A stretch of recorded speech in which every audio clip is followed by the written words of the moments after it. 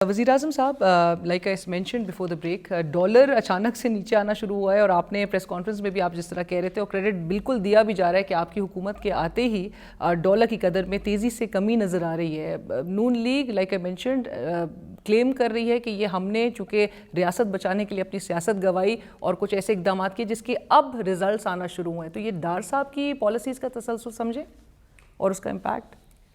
دیکھیں، اس سوال کو اگر میں کامنٹ کروں گا اس پہ اکنامکس سے زیادہ پولیٹکس کا اثر نظر آئے گا. میرا اپنا یہ ویو ہے کہ ہماری حکومت کے آنے کے بعد جو بنیادی طور پہ ایلیسٹ کرنسی ٹریڈ ہو رہا تھا اس ملک میں، جس کو لوگ انفارمل ٹریڈ سمجھتے تھے، اس کی کلیریفیکیشن آئی اور نگران حکومت سمجھتی تھی کہ یہ انفارمل نہیں، ایلیسٹ ہے، یہ غیر قانونی ہے.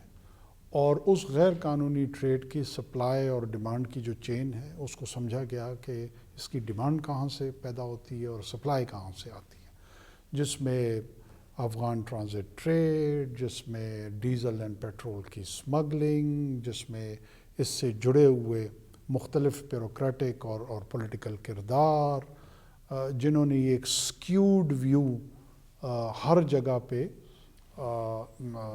میرے خیال میں اس کی ایڈوکیسی کی ہوئی تھی.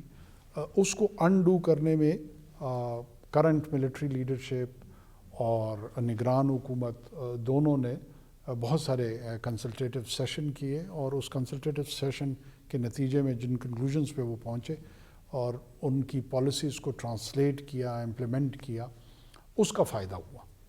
اور یہ اقدامات جو ابھی لیے جا رہے ہیں یہ پی ڈی ایم دور میں کیے جا سکتے تھے؟ دیکھیں، یا اس میں آپ کو لگتا ہے ول کا فقدان تھا، یا جس طرح دونوں حکومتوں میں کیے جا سکتے تھے، پی ٹی آئی کی حکومت میں بھی کیے جا سکتے تھے اور پی ڈی ایم کی حکومت میں بھی کیے جا سکتے تھے. دونوں دورانیوں میں نہیں ہوئے.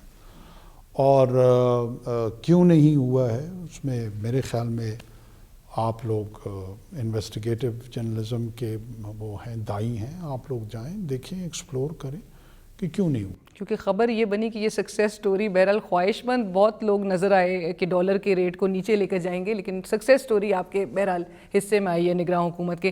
اس کا جو امپیکٹ ہے ریلیف کی اگر ہم بات کریں، یہ کیسے پاس آن ہوگا کنزیومر تک، اور روڈ میپ اس کا یا میکینزم کیا ہے؟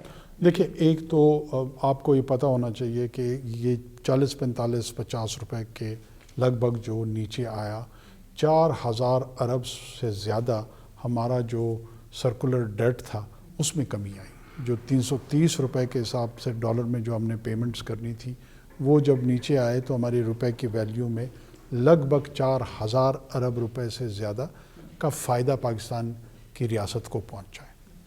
1. دوسرا، اس کی ٹرانسلیشن پیٹرول پرائسز کی اور اس دونوں کی ہم نے صوبائی حکومتوں کے ساتھ ایک تو price control committees بنوائیں.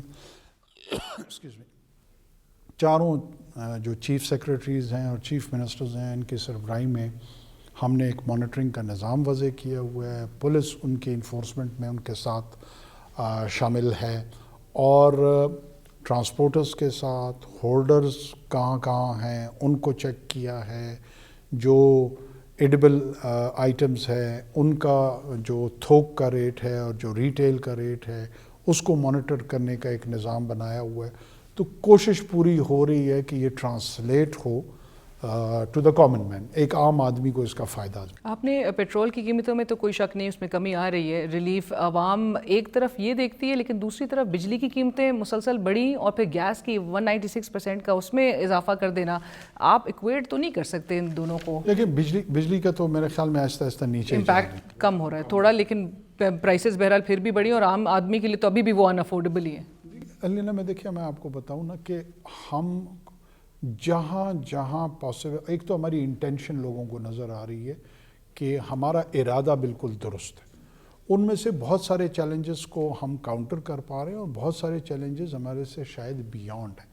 Supply of gas, آپ کے گیس ریزروز، آپ ایک انرجی ڈیفیشنٹ ملک ہیں، آپ پائپڈ گیس جو ہے وہ کوئی سلوشن نہیں ہے. ایل این جی اور ایل پی جی کا جو ماڈل ہے وہ کوئی انڈر انویسٹڈ ہے. یہ وہ تمام فیکٹرز ہیں جو کہ گیس کی پرائسنگ کے حوالے سے، پھر اس کی انڈسٹریل کنزمپشن کے اپنے چیلنجز ہیں، ڈومیسٹک کنزمپشن کے اپنے چیلنجز ہیں، لیکن ود ان 2 and 2.5 months ہم نے ان چیزوں کو پرائرٹائز ضرور کیا ہوا ہے. ہم نے الیکٹریسٹی کی جو پاور سائڈ تھی سپلائی کی اس کو دیکھا ہے، اس کی ٹرانسمیشن کو دیکھا ہے، گیس کو دیکھا ہے، اسمگلنگ کو دیکھا ہے، ڈالر کو دیکھا ہے، یہ فارن پالیسی کے چیلنجز کو دیکھا ہے.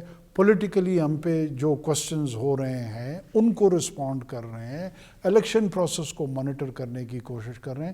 ان میں بہت سارے جگہوں پہ ہو سکتا ہے کہ جو یارڈ سٹکس ہیں وہ اکارڈنگ ٹو اسٹیٹڈ جو ایک آئیڈیل پوزیشن ہے اس کے مطابق نہ ہوں، لیکن کہیں نہ کہیں ہمارے انڈیکیٹرز بہتر بھی آ رہے ہیں. ساتھ ساتھ آپ نے جو IMF کا ایک ریویو ہونا ہے اگلے مہینے، اس کے لیے بھی تیاری مکمل ہے and we won't be facing the kind of situation that we faced during the PDM government as well. ہم نے اپنی مکمل تیاری کی ہے. جو ہمارا ایکسپینڈیچر کا پارٹ تھا، ریونیو کے ٹارگٹس تھے، وہ ہم نے اچیو کیے ہوئے ہیں، اور ہماری کافی فائنانس منسٹر کی سطح پہ اور باقی جو اسٹیک ہولڈرز ہیں ان کی فنڈ کے ساتھ کانسٹنٹ نیگوسیشن کمیونیکیشن چل رہی ہے. And we are quite hopeful کہ ہمارا جو دوسرا ٹرانچ ہے وہ انشاءاللہ کنکلوڈ ہو جائے. اور جس طرح